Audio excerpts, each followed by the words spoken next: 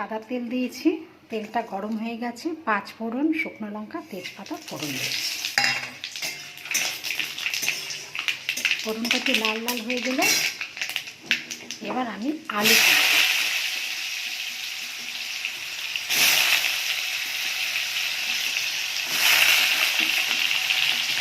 পটলও তুলে দিচ্ছি।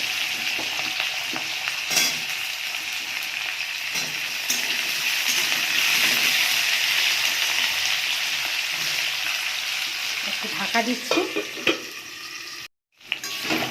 আলু পটল একটু ভাজা ভাজা হয়ে গেছে। এবারে হলুদ, নুন আর কাঁচা লঙ্কা দিয়ে দিচ্ছি।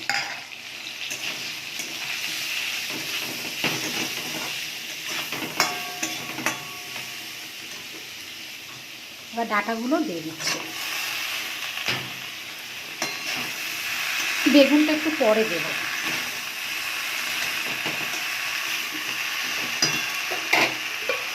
ঢাকা দিচ্ছি। এবার আমি বেগুনগুলো দিয়ে দিচ্ছি।